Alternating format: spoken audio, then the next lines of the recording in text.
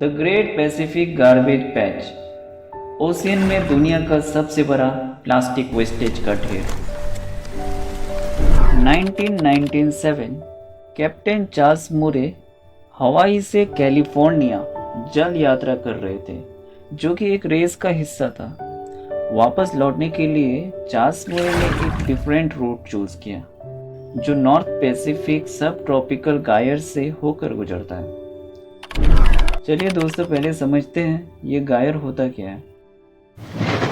गायर एक large ocean surface current circulating system होता है। पूरे वर्ल्ड ओशियन में कुल 5 लार्ज गायर मौजूद हैं। गायर का जो सेंटर का हिस्सा होता है वो काफी शांत और स्टेबल किस्म का होता है।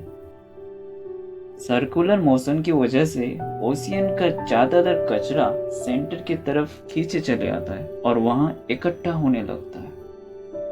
चलिए कहानी में वापस लौटते हैं। हाँ, तो चार्ल्स मूरे वापस लौटते वक्त ओशियन की एक ऐसी जगह पर जा पहुंचते हैं जहां चारों तरफ कचरा ही कचरा, जैसे plastic items, bottles, containers, bottles cap, fishing net और भी बहुत सारे छोटे छोटे प्लास्टिक वेस्टेज। चार्ल्स मूरे कहते हैं, इस रूट से गुजरते वक्त मुझे ऐसा लग रहा था कि मानो मैं किसी प्लास्टिक शॉप के ऊपर अपना बोट चला रहा हूँ।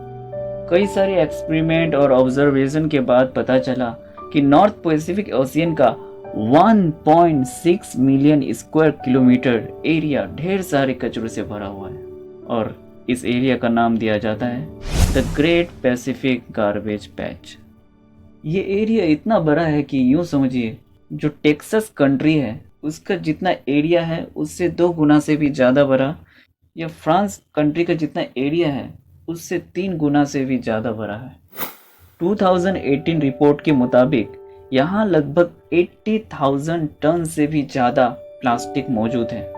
लेकिन दोस्तों, सबसे बड़ी प्रॉब्लम वाली बात है कि इस वेस्टेज का 94% प्लास्टिक सिर्फ माइक्रो प्लास्टिक के फॉर्म में मौजूद है। जैसा कि आप सभी को मालूम है, प्लास्टिक एक नॉन बायोडिग्रेडेबल सब्सटेंस है। नेचर को इसे कंप्लीट डिकम्पोज करने में लगभग 600 से 1000 साल लग जाते हैं। कुछ प्लास्टिक तो ऐसे होते हैं जो कभी डिकम्पोज ही नहीं होते। नेचर ने ऐसा कोई चीज नहीं बनाया जिसे डाइजेस्ट नहीं कर पाए, लेकिन हम इंसान का बनाया हुआ प्लास्टिक जैसे वेस्टेज को डाइजेस्ट करना नेचर के लिए भी संभव नहीं हो पा रहा।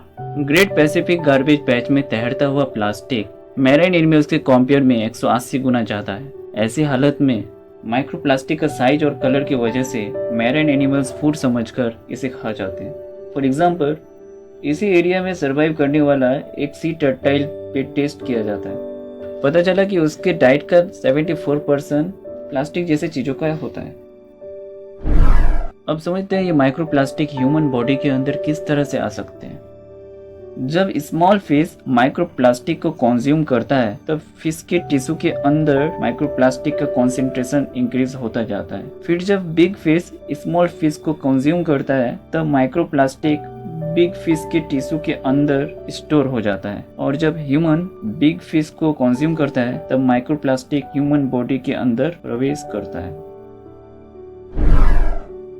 एक्सपर्ट्स के मुताबिक ग्रेट पैसिफिक गार्बेज पैच का 20% फिशिंग सोर्स से और 80% लैंड से रिवर के थ्रू प्लास्टिक ओशियन में मिक्स्ड होकर जमा हुआ है। दोस्तों, ओशियन को पूरी तरह से क्लीन करना लगभग इम्पॉसिबल टास्क है, और प्लास्टिक का इस्तेमाल भी हमारे डेली लाइफ में इतना ज़्यादा है कि हम इसे पूरी तरह से बैन भी नहीं कर सकते। आप सभी से सिर्फ एक ही गुजारिश है कि आप जब भी और जिस तरह का भी प्लास्टिक आइटम यूज करते हैं उसे इधर उधर ना गिराकर ऐसी जगह में डालें जहां से प्लास्टिक को रिसाइकलिंग के लिए भेजा जा सके। प्लास्टिक पोल्यूशन से लड़ने के लिए इंडिविजुअल का इन्वॉल्वमेंट बहुत इम्पोर्टेंट है।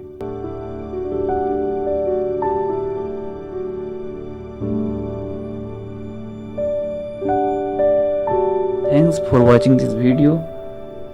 अगर वीडियो अच्छा लगा तो लाइक करें और सब्सक्राइब करना ना भूलें।